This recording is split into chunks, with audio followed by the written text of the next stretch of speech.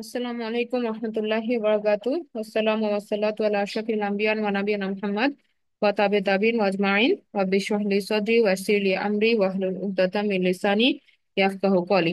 রব্বি জিদনি ইলমা রব্বানা জিদনা ইলমা রব্বানা জিদনা ইলমা। আলহামদুলিল্লাহ, আমরা কথা বলছিলাম সূরা আলে ইমরানের লাস্টের অংশটা 190 থেকে। আমরা কিছুদিন ধরে এই আলোচনাতে ছিলাম। আজকে আমরা সর্বশেষ আয়াত সূরা আলে ইমরানের 200 নম্বর আয়াতটা নিয়ে আলোচনা করছি ইনশাআল্লাহ। তো এই আয়াতটাতে আমরা দেখতে পাবো যে সূরা আলে ইমরানের পুরা যে কনসেপ্টটা, সেটার সারমর্ম বা সামারি লাইন হচ্ছে এই সূরা আলে ইমরানের 200 নম্বর আয়াতটা। তো এখানে আল্লাহ সুবহানাহু ওয়া তাআলা কি বলছেন? আউযু বিল্লাহি মিনাশ শাইতানির রাজিম, বিসমিল্লাহির রহমানির রহিম। ইয়া আইয়ুহাল্লাযীনা আমানুসবিরু ওয়া সাবিরু ওয়া রাবিতু ওয়াত্তাকুল্লাহা লাআল্লাকুম তুফলিহুন। এখানে আমাদেরকে আল্লাহ সুবহানাহু ওয়া তাআলা চারটা কাজের আদেশ দিলেন। হ্যাঁ, প্রথমে অ্যাড্রেস করে বললেন ইয়া আইয়ুহাল্লাযীনা আমানু, হে তোমরা যারা ঈমান এনেছো। তারপরে বলা হলো যে ইসবিরু, তোমরা সবর করো। ওয়া সাবিরু, এখানে বলা হচ্ছে সবরের জন্য একে অপরের সাথে প্রতিযোগিতা করো। ওয়া রাবিতু, এবং তোমরা অবিচল থাকো, দৃঢ়তা অবলম্বন করো। ওয়াত্তাকুল্লাহ, এরপর আল্লাহ সুবহানাহু ওয়া তাআলা বললেন যে আল্লাহর ব্যাপারে সর্বোপরি তাকওয়া অর্জন করা, সচেতন হওয়া, আল্লাহ আল্লাহ সচেতনতা গ্রহণ করা। লাআল্লাকুম তুফলিহুন, এরপর আল্লাহ বললেন যে এটা যদি আমরা করতে পারি তাহলে আশা করা যায় যে আমরা সফলকাম হতে পারবো। আমরা আমাদের যে সফলতা সেটা আমরা অর্জন করতে পারবো।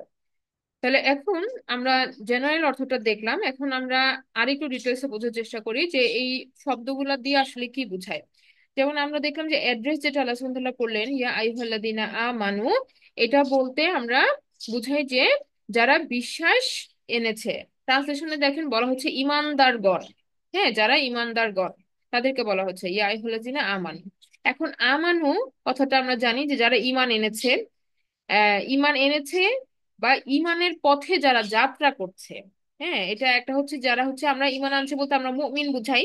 তো মুমিন মানে যারা যারা কিন্তু প্র্যাকটিসিং, তাই না?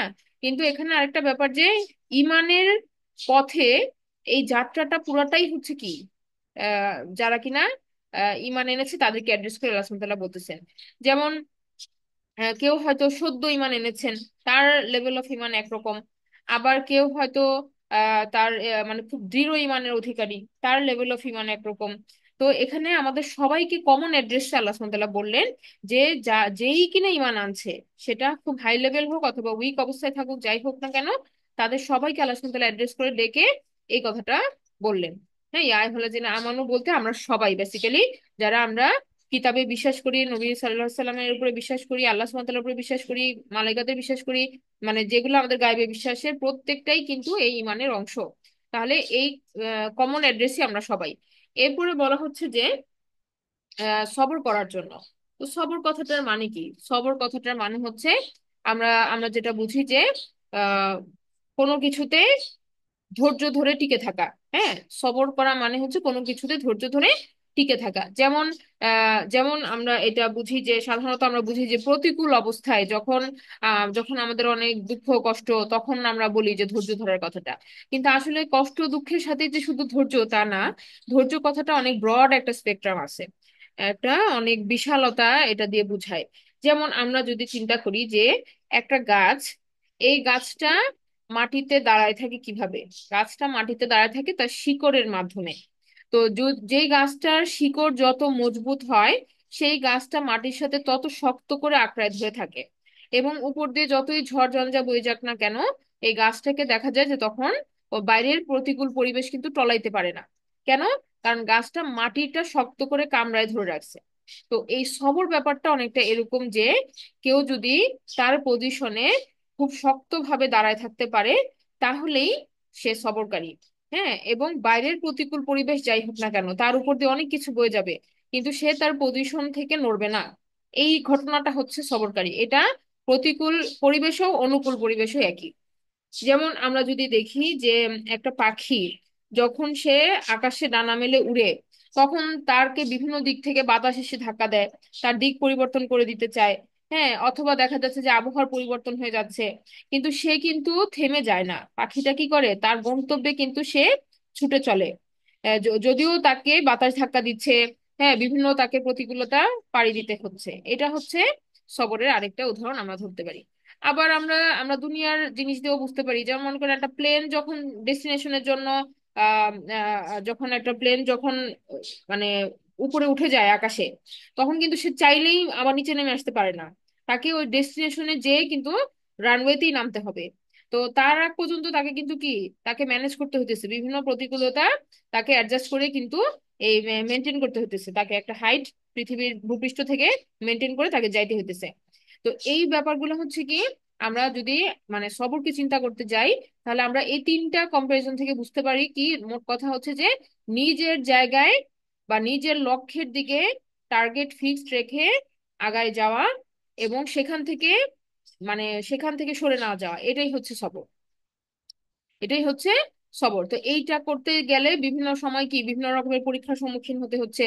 হ্যাঁ, অনেক রকমের দুঃখ কষ্ট দুর্দশা আসতেছে। অথবা অথবা পরিস্থিতি খুব বিরূপে চলে যায়, অনেক সময় মানুষের সাথে হতে পারে, পরিবেশের সাথে হতে পারে। হ্যাঁ, তো সব দিক থেকে কি রাখা, সব দিক থেকে নিজেকে ফার্ম রাখা, লক্ষ্যচ্যুত না হওয়া, লক্ষ্যের দিকে স্থির দৃষ্টি রেখে সামনে এগিয়ে যাওয়াটাই হচ্ছে সবর। তো এখন আমরা যেটা বললাম যে আমাদের ইমানটা কি হয়, সময়ের সাথে আপ হয় ডাউন হয়। তো যখন আমরা সবর করব, তখন কি ইমানকে আমরা সমুন্নত রাখার সর্বাত্মক চেষ্টা করব, আল্লাহর ব্যাপারে সচেতনতা ধরে রাখার জন্য সর্বাত্মক চেষ্টা চালায় যাওয়াই হবে কি তখন সবর করা। কারণ আমাদের বিভিন্ন চারিদিকে পরিবেশ কি করে, আমাদের ইমানকে কমায় ফেলে, বা আমাদের ইমানকে আমাদের থেকে আমরা উইক ইমানের হয়ে যায় যদি আমরা মনে করেন আল্লাহর কিতাবের সাথে কানেক্টেড না থাকি, বা আমরা দুনিয়ার প্রতিকূলতার ক্ষেত্রে আমরা যদি ব্যতিব্যস্তকতা আমাদেরকে কি করে, আমাদের ইমানটাকে তখন নিচে নামায় ফেলে। সো আমাদের বারবার কন্টিনিউয়াস কি করতে হবে, সবরের মাধ্যমে ইমানকে ধরে রাখতে হবে। এরপরে আমরা জানি যে আল্লাহ সুবহানাহু ওয়া তাআলা আমাদের রব, আমরা হচ্ছি দাস। তো আল্লাহ সুবহানাহু ওয়া তাআলা আমাদেরকে কিছু কাজ করতে বলছেন, আমাদেরকে আদেশ করেছেন। হ্যাঁ, যে আমাদেরকে সেগুলো মেনটেন করতে হয়। যেমন আমরা একদিনের মধ্যে 5 ওয়াক্ত আমরা সালাত আদায় করছি টাইম মতো, আমরা আমরা নিয়মিত জাকাত দিচ্ছি, আমরা যখন যেখানে আল্লাহ সুবহানাহু ওয়া তাআলা সিয়াম গুলা করতে বলছেন আমরা করছি, যেই মাসে অথবা যেই নফল সিয়াম গুলা আছে আমরা করছি। আমরা হজের সময় আমরা দেখছি যে আমরা হজ বা উমরা আমরা পালন করছি। তো এই যে কাজগুলা, এগুলাও যথাযথভাবে করতে পারার জন্য আমাদের কি দরকার, আমাদের সবর দরকার। হ্যাঁ, অনেকের জন্য কিন্তু 5 টাইম সলাটাই একটা বিশাল চ্যালেঞ্জ। হ্যাঁ, তারা ওই ওই সবরের মাধ্যমে ওটা তাকে স্ট্যাবলিশ করতে হবে, এটাই তার জন্য কি পরীক্ষা। তো অনেকের জন্য এই 5 ওয়াক্ত সালাত আদায় করাটাই কি, তারা ওইটাতেই সবর করতে পারতেছে না। তো ওইখানে সাকসেসফুল হইতে হবে, তারপরে বাকিগুলাতেও কি আস্তে আস্তে তাকে প্রসিড করতে হবে। তো আল্লাহ সুবহানাহু ওয়া তাআলা যেগুলো আদেশ করেছেন আমাদের রব হিসেবে, এগুলো আমাদের পালন করে যাওয়ার জন্য আমাদের সবর দরকার। প্রত্যেকটা কাজকে সুন্দরভাবে যথানিয়মে করার জন্য আমাদের কি দরকার, আমাদের সবর দরকার। এরপর আমরা দেখি যে মন্দ কাজ থেকে নিজেকে বিরত রাখার জন্য আমাদের কি দরকার, সবর দরকার।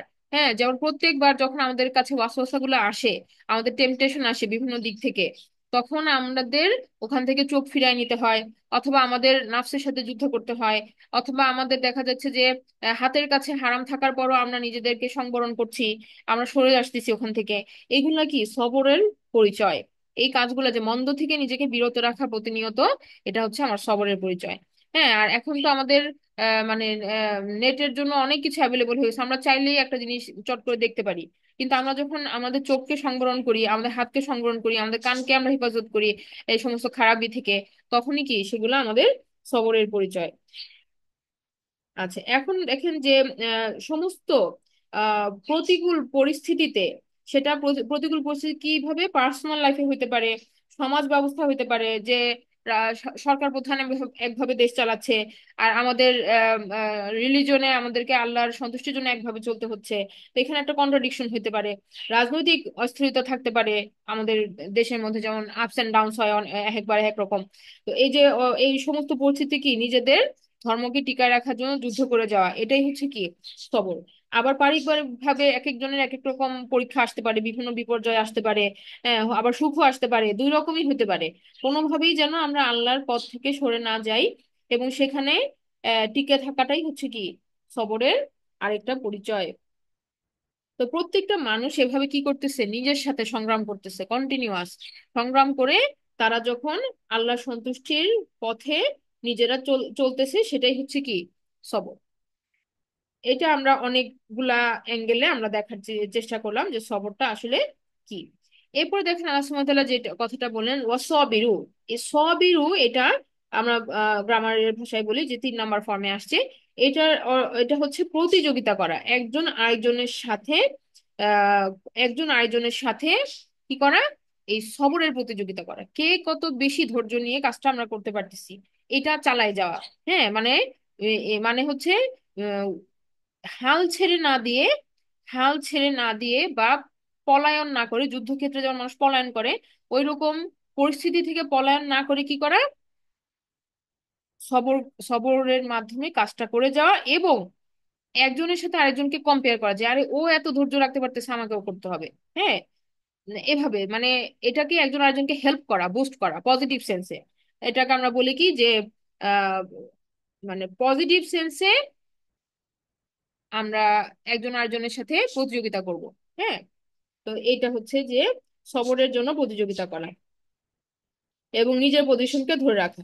এখানে একটা ব্যাপার যে আমরা জানি যে উম আল্লাহ সুবহানাহু ওয়া তাআলা বলেছেন যে কেউ যদি মন্দ আচরণ করে তাহলে কি আমাদেরকে তার সাথে কি অনুরূপ ব্যবহার না করতে, বরং আমরা কি করব, আমরা ভালো ব্যবহারের মাধ্যমে তাদেরকে কি করব, মানে এই যে ভালো ব্যবহার করব, একটা মন্দ আচরণের বিপরীতে আমি যে ভালো ব্যবহার করব এটার জন্য আমাদের কি লাগবে, সবর লাগবে। এবং এটাও কিন্তু কি আল্লাহ সুবহানাহু ওয়া তাআলা বলছেন যে এটাও মানে একটা পরীক্ষা স্বরূপ। যেমন এই যে সূরা ফুসিলাতে 34 নম্বর আয়াতে বলা হচ্ছে যে ওয়ালা তাস্তাউিল হাসানাতু ওয়ালা সাইয়্যিআ, যে সমান নয় ভালো এবং মন্দ। হ্যাঁ, এরপর বলা হচ্ছে যে জবাবে তাই বলুন যা উৎকৃষ্ট। হ্যাঁ, বলা হচ্ছে যে ইদফা বিল্লাতি হিয়া আহসানু ফাইযাল্লাযী বাইনাকা ওয়া বাইনাহু আদাওয়াতুন কাআন্নাহু ওয়ালিয়্যুন হামীম। বলা হচ্ছে যে যে আল্লাহ সুবহানাহু ওয়া তাআলা আমাদেরকে শিক্ষা দিচ্ছেন রাসূল সাল্লাল্লাহু আলাইহি ওয়াসাল্লামের মাধ্যমে যে জবাবে আমরা যেন উৎকৃষ্ট কথা বলি। আমাদেরকে আমাদের উপরে ব্যাড কমেন্ট করা হবে কিন্তু আমরা প্রতিদানে কি করব, ভালো ব্যবহার করব। এবং আল্লাহ বলতেছেন যে তখন দেখবেন যে আপনার সাথে যে ব্যক্তির শত্রুতা রয়েছে সে তখন আপনার কি হয়ে যাবে, অন্তরঙ্গ বন্ধু হয়ে যাবে। এবং আমরা এই যে কিছুদিন আগে একটা আমরা উদাহরণ বলতেছিলাম যে একটা কওম রাসূল সাল্লাল্লাহু আলাইহি ওয়াসাল্লামের বিরুদ্ধে যুদ্ধ করেছে এবং তারা যুদ্ধবন্দী হয়ে গেল। তো তারা কিন্তু আক্রমণটা, তারা কিন্তু কি করেছিল, তারা কিন্তু ষড়যন্ত্র করেছিল মুসলিমদের বিরুদ্ধে। তো তার বিপরীতে আল্লাহ রাসূল কি করলেন, ক্ষমা করে দিলেন।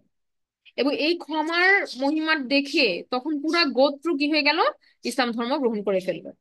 তো এই যে মানে আমরা যখন গুডনেসটা দেখাইতে পারবো, মানুষ আমাদের ব্যাড করলেও আমরা যখন গুডনেসটা দেখাইতে পারবো, তখনই কি একটা ইম্প্যাক্ট রাখবে কিন্তু সোসাইটিতে। এবং আল্লাহ সুবহানাহু ওয়া তাআলা মানুষকে এমন ভাবে মেকানিজম তৈরি করছেন যে আমরা কিন্তু মানে আমরা কিন্তু খুব বেশি কি হয়ে যাই, টেম্পটেড হয়ে যায়, মানে রেগে যাই হঠাৎ করে। আর এইটাকে দমন করে রাখতে পারাটাই কি সবরের কাজ। দমন করে রেখে ভালো আচরণ করাটাই হচ্ছে কি সবরের কাজ। এবং এই যে এখানে আল্লাহ সুবহানাহু ওয়া তাআলা পরের আয়াতে এটা বলছে যে এই চরিত্র তারাই লাভ করে যারা সবর করে, এবং এই চরিত্রের অধিকারী তারাই হয় যারা অত্যন্ত ভাগ্যবান। ওয়ামা ইউলাক্কাহা ইল্লাল্লাযীনা সাবারু ওয়ামা ইউলাক্কাহা ইল্লা যু হাজ্জিন আযীম। এটা মানে এটা অ্যাটেন্ড করার জন্য এফোর্ট থাকতে হবে, এটা সবার অটোমেটিক হয় না। অনেকে আছে সফট স্বভাবের, নরম স্বভাবের, আলহামদুলিল্লাহ তাদেরকে আল্লাহ একটা বেনিফিট দিয়ে দিছেন। কিন্তু যারা রাগান্বিত বা অল্পতে যারা চেতে যায়, তাদের এটা বলার সুযোগ নাই যে আমি এরকমই, ইউ ডিল উইথ মি। আমরা বলি না ফ্যামিলিতে যে আমার আমার আমি রাগী, এটা দিয়ে সে গর্ব প্রকাশ করে, বা বাকিদের সবাইকে এটা মেনে নিতে হয় যে এই ব্যক্তি এরকমই। না, এটা প্রযোজ্য না, বরং তাকে সংশোধন হইতে হবে, তাকেই সংশোধন হইতে হবে। এটা আল্লাহ বলতেছেন যে এরকম এটা পরীক্ষা তার জন্য। তাকে মানে কুল হইতে হবে, সবরকারীর মাধ্যমে এটা অর্জন করা সম্ভব। এবং আল্লাহ বলতেছেন যে যেটা করতে পারবে সে ভাগ্যবান। তার মানে এটার জন্য রিওয়ার্ড আছে, গ্রেট রিওয়ার্ড আছে। হ্যাঁ, তো এটা একটা কল আমাদের জন্য আল্লাহ সুবহানাহু ওয়া তাআলা বলছেন। আবার আমরা দেখি যে আল্লাহ সুবহানাহু ওয়া তাআলা বলছেন ইয়াতে যে আহ, মিথ্যা সাক্ষ্য যারা দেয় না বরং মিথ্যাকে অ্যাভয়েড করে, হ্যাঁ, সেটাও কি একটা সবরের মাধ্যমে তাকে করতে হয় কিন্তু। যে প্রতিনিয়ত বিভিন্ন জায়গায় ব্যবসা বাণিজ্য হোক অথবা আপনার দৈনন্দিন কাজকর্মে হোক, হ্যাঁ, অথবা কোনো বিজনেস ডিলিং এ হোক, দেখা যাচ্ছে যে মানুষ কিন্তু মিথ্যার আশ্রয় নিচ্ছে। মানুষ মিথ্যার আশ্রয় নিচ্ছে, কথায় কথায় মিথ্যা বলে ফেলতেছে। কিন্তু এগুলো থেকে সংযত রাখা বা সংযত থাকাও কিন্তু কি একটা বিশাল সবরের কাজে।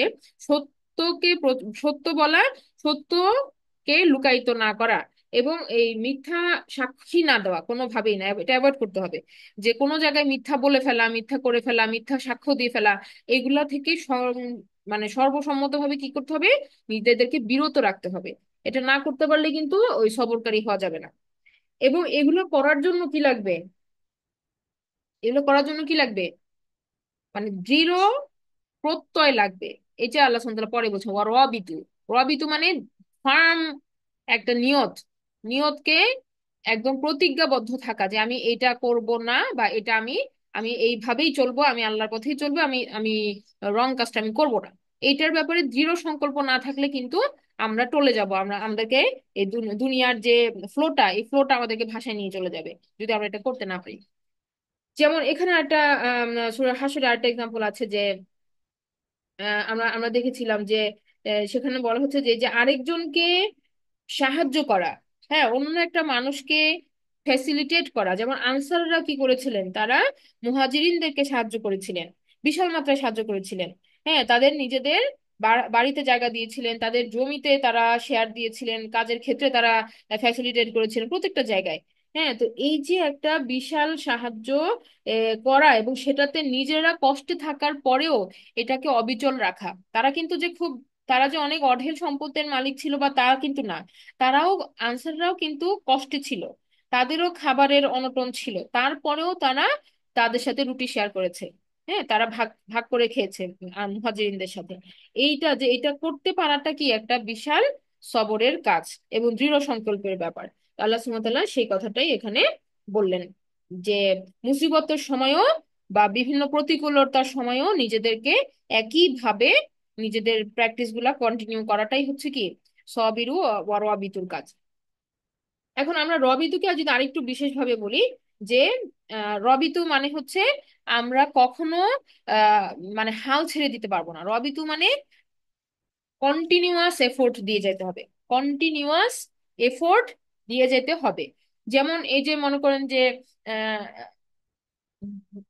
আমরা অনেক সময় সবর বলতে কি বুঝাই, যে শুধু ওই যে কষ্টের সময়টা সবর করা, এটা কিন্তু না।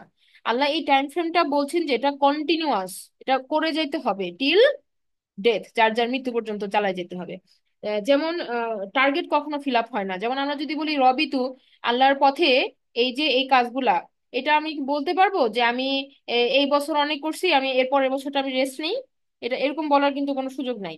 আবার কেউ এটা বলতে পারবেন না যে আমি অনেক আমল করে ফেলছি, আমার জান্নাত কনফার্ম, এখন আমি ঢিলা দিলেও হবে, এই ধরনের কথা বা কমেন্ট কিন্তু কেউ আসলে করতে পারে না দুনিয়ার বুকে।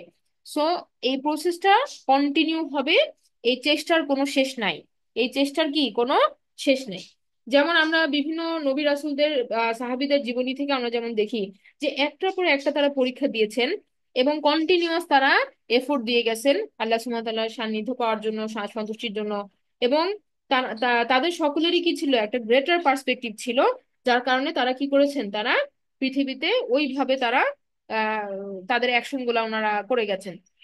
কোনো কিছু ওনাদের পার্সোনাল এজেন্ডা ছিল না, নবী রাসূলদের কোনো কিছুই কি ছিল না। আমরা এই কথাগুলো আমরা এর আগেও কিছু আয়াত আগে আলোচনা করেছি যে কোনো নবী রাসূলের পক্ষে সম্ভব না যে তারা কি করবে, তারা মানুষের সাথে ধোঁকাবাজি করবে।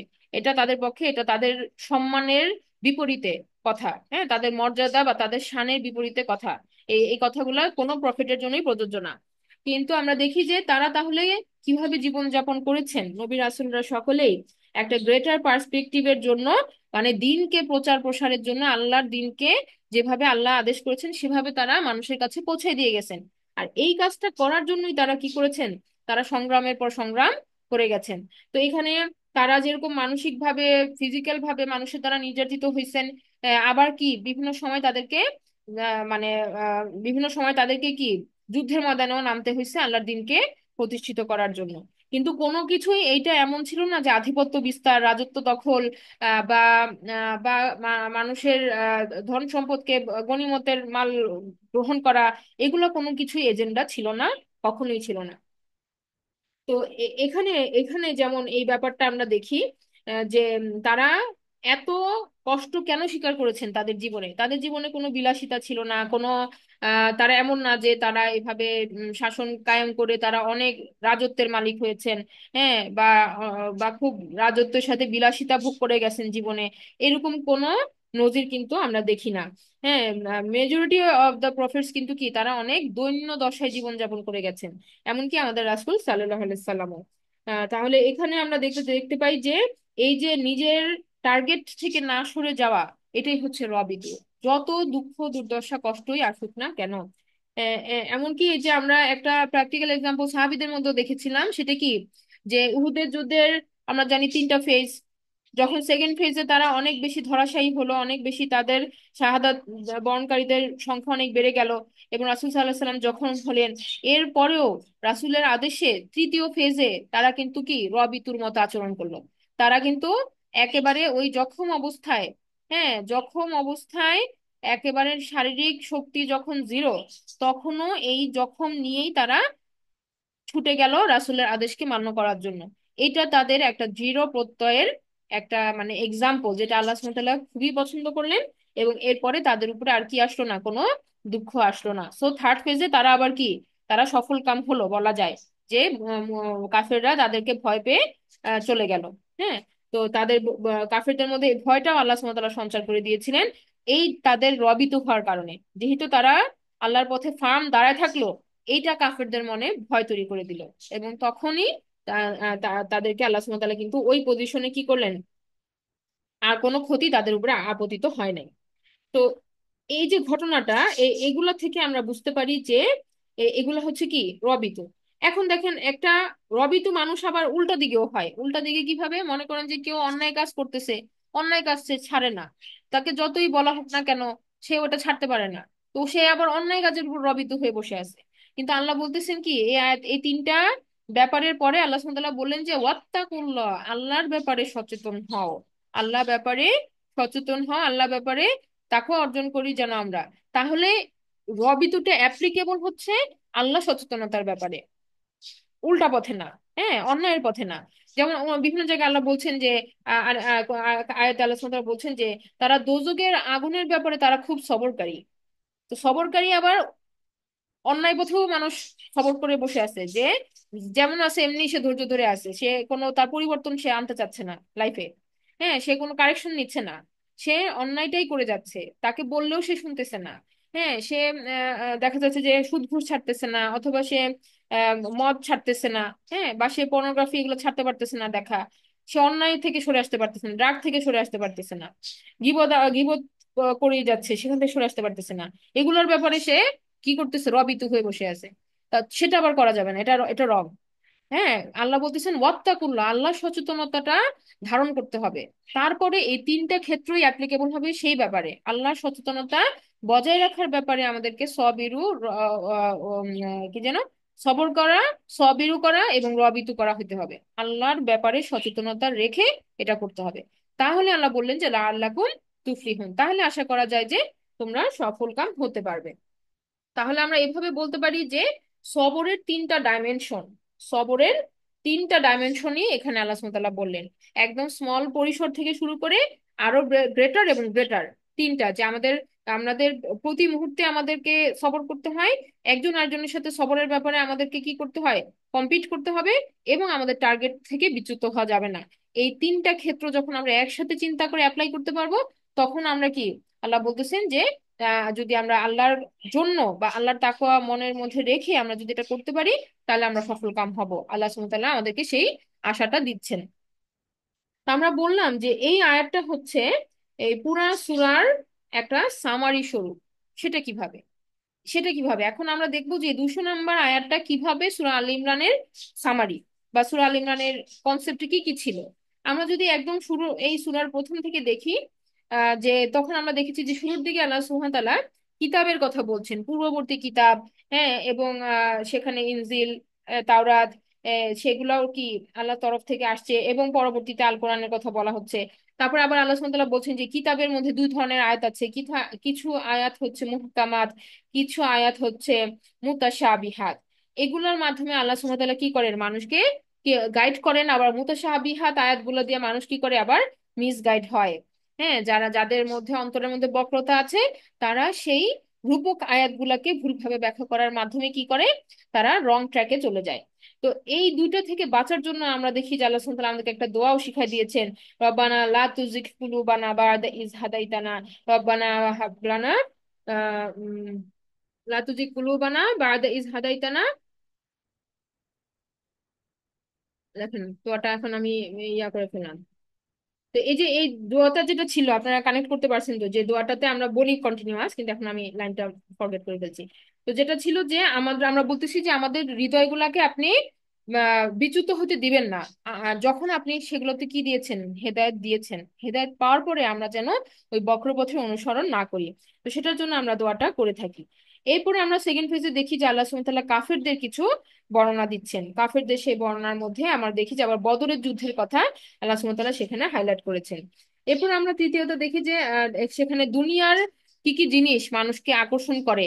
হ্যাঁ, নারী, ধন সম্পদ, সন্তান সন্ততি, হ্যাঁ, তারপরে যে ঘোড়ার কথা বলা হয়েছে, যেই জিনিসগুলা দুনিয়াতে কি মানুষকে খুব বেশি আকৃষ্ট করে এবং ভুলায় রাখে, সেইগুলা টেম্পটেশন গুলার কথা আল্লাহ সুবহানাহু ওয়া তাআলা বলছিলেন। তারপর আমরা দেখি যে আল্লাহ বলছেন যে মুলক হচ্ছেন আল্লাহর হাতে, আল্লাহর হাতে সমস্ত রাজত্ব।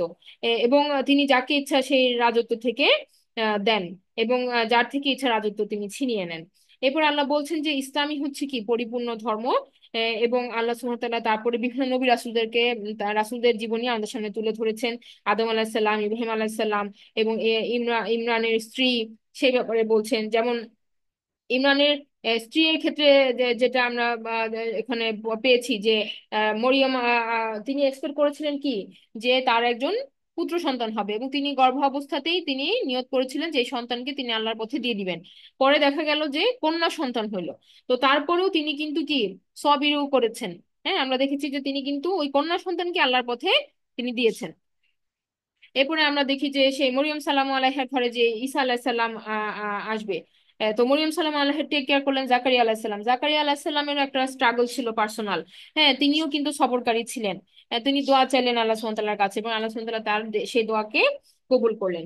এরপর আমরা দেখি যে মরিয়ম সালাম আলাইহার যে স্ট্রাগল লাইফটার, হ্যাঁ, তো সেখানেও আমরা দেখি যে তিনি সবরকারী ছিলেন। হ্যাঁ, তিনি কিন্তু প্রতিকূল এই মানে একটা চরম প্রতিকূল পরিবেশেও কিন্তু তিনি কিন্তু মানুষকে মোকাবেলা করলেন আল্লাহ সুবহানাহু ওয়া তাআলার আদেশে।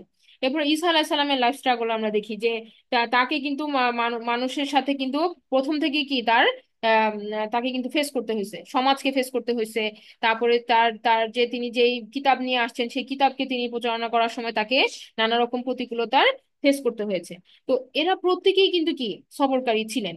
আমরা ইব্রাহিম আলাইহিস ঘটনা থেকে দেখি যে ইব্রাহিম আলাইহিস বাবা তাকে বাসা থেকে বাই করে দিছে ঈমান গ্রহণ করার জন্য। এটা কত বড় একটা পরীক্ষা। হ্যাঁ, বাসা থেকে তাকে গৃহ থেকে বের করে দিছে।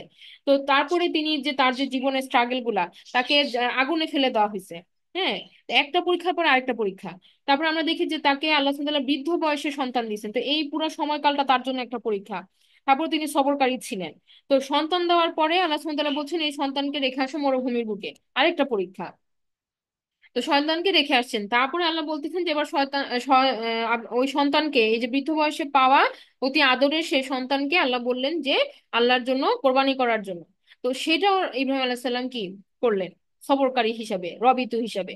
তো এই যে প্রত্যেকটা পরীক্ষার পর পরীক্ষা, টার্গেট ফিল আপ হচ্ছে না, কিন্তু আমরা বলতে পারবো না যে একটা পরীক্ষা দিচ্ছি আর আর পারবো না, এরকম কিন্তু কোনো ওয়ে নাই। হ্যাঁ, কন্টিনিউয়াস কি একটা পর একটা একটা পর একটা দেওয়ার মাধ্যমে আল্লাহ সুবহানাহু ওয়া তাআলা কিন্তু তাকে যাচাই করলেন। তো একইভাবে রাসূলদের যেরকম বিশাল বিশাল পরীক্ষা, তা আমাদের এত বিশাল পরীক্ষা না হলেও কি আমাদের লাইফে আমাদের প্রত্যেকেরই কি ভিন্ন ভিন্ন ভিন্ন ভিন্ন এই এই পরীক্ষাগুলো আছে। তো এরপরে রাসূলদের ঘটনার বর্ণনার পরে সূরা আল ইমরানে আমরা দেখতে পাই যে আল্লাহ সুবহানাহু ওয়া তাআলা মুসলিমদেরকে বর্ণনা করলেন। হ্যাঁ, এবং বললেন যে কোনোভাবেই মুসলিম না হয়ে আমরা যেন মৃত্যুবরণ না করি। হ্যাঁ, এটা আল্লাহ সুবহানাহু ওয়া তাআলা বললেন। এরপরে বললেন যে নিজেদের মধ্যে আমরা যেন বিভেদ না করি, এবং আমরা যেন খুব নিজেদের মধ্যে কি রাখি, ভ্রাতৃত্ব বোধটা যেন দৃঢ়ভাবে আমরা আল্লাহর রজ্জুকে যেন শক্তভাবে ধরি, এবং আমরা যেন নিজেরা বিভেদ না করি। অথচ এই জায়গাটাতেই কিন্তু আমাদের ব্রেকডাউন হয়। আমরা দেখি যে আমরা যেহেতু আল্লাহর কিতাবকে শক্তভাবে আমরা ধরতে পারি না, এজন্য আমাদের মধ্যে কি পার্সোনাল বিভেদ অনেক বেশি বেড়ে যায়। এবং এটা আল্লাহ নিষেধ করেছেন করতে, এটা করা যাবে না। তো এই যে ভালো কাজের আদেশ এবং মন্দ কাজ থেকে নিষেধ করার জন্য একটা দল থাকা উচিত মুসলমানদের মধ্যে, যারা এই কাজটা করবে। আল্লাহ সুবহানাহু ওয়া তাআলা সেই বর্ণনা দিয়েছেন। এরপর আমরা দেখি যে আল্লাহ সুবহানাহু ওয়া তাআলা বলছেন আহলি কিতাবদের মধ্যে কেউ কেউ আছে যারা কিনা কিতাবে বিশ্বাস করে। হ্যাঁ, তাদেরকে আল্লাহ সুবহানাহু ওয়া তাআলা কিন্তু গ্রহণ করতেছেন। তো এরকম একটা সিমিলার আয়াত আমরা সেকেন্ড লাস্ট লাইনেও দেখেছিলাম যে আল্লাহ বলতেছেন যে আহলি কিতাবদের মধ্যেও ইমানদার ব্যক্তিরা আছেন। তো এটা বলার পরে আমরা শেষের দিকে দেখি যে উহুদের যুদ্ধের বর্ণনা শুরু হলো 121 থেকে 175। তো সেই আয়াতগুলো আমরা ডিটেলসে দেখেছিলাম। তো এই যে প্রত্যেকটা ক্ষেত্রে আমরা কি দেখি যে সবগুলা পরীক্ষার মধ্যে উত্তরণের উপায় একটাই, কি? সবর করা, সবর ধরে রাখা, রবিত থাকা, টার্গেট ফিল আপ করা, টার্গেট থেকে বিচ্যুত না হওয়া। এইটা প্রত্যেকটা ক্ষেত্রে আমরা যদি দেখি যে এই যে কিতাবের ব্যাপারে আমরা যেন টার্গেট থেকে সরে না যাই, এই জন্য আল্লাহ সুবহানাহু ওয়া তাআলা দোয়া আমাদেরকে শিখাই দিলেন। কাফিরদের কিভাবে ডিল করতে হবে, দুনিয়ার টেম্পটেশন থেকে কিভাবে আমরা নিজেদেরকে সংযত রাখবো, সেই জন্য আমাদেরকে দোয়া করতে হবে কন্টিনিউয়াস, এবং সবর রাখতে হবে। মুলক আল্লাহর হাতে, কাজে মুলক নিয়ে আমরা পেরেশান না হব না। কার হাতে রাজত্ব গেল, কিভাবে কি হবে, আমরা আমরা এগুলা নিয়ে আমরা কি করব না, আমরা আমরা প্যানিক হব না, এগুলো নিয়ে আমরা আমরা দুনিয়াতে আমরা ডুবে যাব না, বরং আমরা আল্লাহর এই দিনের ব্যাপারে আমরা সচেতন থাকার চেষ্টা করব। এবং রাসূলদের যে স্টোরিগুলো আল্লাহ সুবহানাহু ওয়া তাআলা আমাদের সামনে দিলেন, প্রত্যেকের লাইফই কি স্ট্রাগলে পূর্ণ। প্রত্যেকটা স্ট্রাগলের বর্ণনা আল্লাহ সুবহানাহু ওয়া তাআলা আমাদের সামনে দিয়েছেন যে তারা কিভাবে তাদের লক্ষ্যে অটুট ছিলেন। এরপরে আমরা দেখি যে আল্লাহ সুবহানাহু ওয়া তাআলা যে বললেন যে মুসলিমদের বর্ণনা দিয়ে যে আল্লাহ বললেন যে একজন দল থাকা উচিত যারা আল্লাহর ভালো কাজের দিকে আদেশ করবে এবং মন্দ কাজ থেকে মানুষকে নিষেধ করবে। এই দলে টিকে থাকার জন্য কি সবরকারী হওয়া জরুরি। এরপর আহলি কিতাবদের যে কথাটা বললেন যে তাদের মধ্যে কেউ কেউ আছে এরকম, তো তারাও কিন্তু তাদের লাইফে কি সবর করে আছে। হ্যাঁ, তাদের লাইফে তারা সবর করে আছে এবং তারা কিন্তু টার্গেট থেকে সরে যায়নি। তারাও কিন্তু মানে সত্যের সন্ধানী হয়ে কিন্তু তারা কিতাবকে খুঁজে পেয়েছে। আর উহুদের জন্য যুদ্ধে তো আমরা দেখেছি যে সবর না করার পরিণতি কতটা ভয়াবহ ছিল। আর এরপর তারা যখন আবার সবর করে যখন তারা আল্লাহ রাসূলের পথে যখন আবার ফিরে আসলো, তখন তাদের জন্য কি আল্লাহ সুবহানাহু ওয়া তাআলা আবার সহজ করে দিলেন। তো এই পুরা বর্ণনাতে আমরা যেটা ধারণ করি সেটা হচ্ছে কি, যে আমরা আসলে সফলতা বলতে দুনিয়াতে যেটা বুঝি আল্লাহর চোখে সেটা সফলতা না। এই যে তুফলিহুন, ফালাহা, ফালাহা মানে সফলতা বা আহ ফসল ঘরে তোলা, যেটা আসলে বোঝানো হয়। তো এটা আমরা যেটা বুঝি যে আহ, যে আমরা আমরা আমরা যেটা বুঝি যে মানুষ যখন পড়াশোনা শেষ করে একটা ডিগ্রি লাভ করে তখন সে সফল হয়ে যায়, বা একটা ভালো চাকরি লাভ করলে সে সফল হয়ে যায়। আসলে এটার কোনো এন্ড নাই, এটা শেষ হবে না। এটা এটা এটা আমরা দুনিয়ার চোখে যা বুঝি, আসলে সেটা সফলতা না। সফলতা তাহলে কি?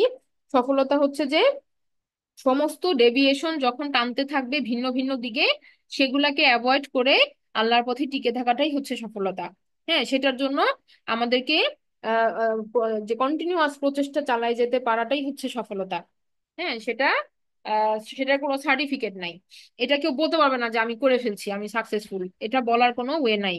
এটা দুনিয়াতে আহ, এই এই প্রচেষ্টা মৃত্যু পর্যন্ত চালায় যেতে হবে।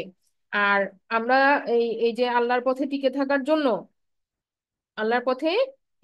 জন্য আমাদের যে প্রচেষ্টাটা, এইটার জন্য কি করতে হবে? উলুল আলবাব হইতে হবে। আমরা কিছু আয়ের আগে আমরা দেখছি যেটা করার জন্য জ্ঞান বুদ্ধি ক্লিয়ার থাকতে হবে, মাইন্ড ক্লিয়ার থাকতে হবে। টার্গেটকে চোখ দিয়ে দেখতে হবে যে আমার টার্গেট এইটা, এটা বোঝার জন্য মাইন্ড ক্লিয়ার থাকতে হবে, ব্রেন ক্লিয়ার থাকতে হবে, উলুল আলবাব হইতে হবে। আমরা দেখি যে দুই ধরনের মানুষ আছে। একটা হচ্ছে যারা কিতাবকে না পেয়েও আল্লাহর সৃষ্টিকে দেখে জ্ঞান বুদ্ধি অ্যাপ্লাই করে তারা আল্লাহর কিতাবের খোঁজ পেয়ে গেছে, কিতাব পর্যন্ত চলে আসছে, রাসূলের সাথে কানেক্ট হয়ে গেছে, এরা হচ্ছে উলুল আলবাব। আর আরেক দল ব্যক্তিবর্গ আছে যারা কি পেয়েছে, যারা কোরআনকে পেয়েছে, রাসূলকে সামনাসামনি দেখেছে, দেখার পরেও তারা কি করতে পারে নাই, তারা কিন্তু জ্ঞান বুদ্ধি অ্যাপ্লাই করে তারা কিন্তু টার্গেটে টিকে থাকতে পারে নাই। হ্যাঁ, তারাই কিন্তু কি প্রফেটকে সামনাসামনি দেখার পরও রাসূলের বিরোধিতা করছে, রাসূলের বিরুদ্ধে যুদ্ধ করছে। তো দুই রকম মানুষ আছে। আমরা আল্লাহ সুবহানাহু ওয়া তাআলার কাছে কি চাচ্ছি? যেন আমরা উলুল আলবাবদের অন্তর্ভুক্ত হতে পারি। এবং উলুল আলবাব কি চাচ্ছে? সে যেন ওই যে তাওয়াফানা মাআল আবরার, সৎকর্মশীলদের সাথে যেন তার পুনর্মিলন হয়। তো এই সৎকর্মশীলদের সাথে থাকতে পারলেই একমাত্র কি এই টার্গেটটা ফিল আপ করা যাবে। না হলে কি আমরা একজন আরেকজনকে সৎ উপদেশ দিয়ে যদি ধরে না রাখতে পারি, তাহলে কি বিচ্যুত হয়ে যাবে পথ থেকে। এই পথ থেকে সম্মিলিত ভাবে উঠতে হবে, একা একা এটা করা যাবে না। একা একা জান্নাতে চলে যাব একা একা কাজ করে আমল করে, এটা হয় না।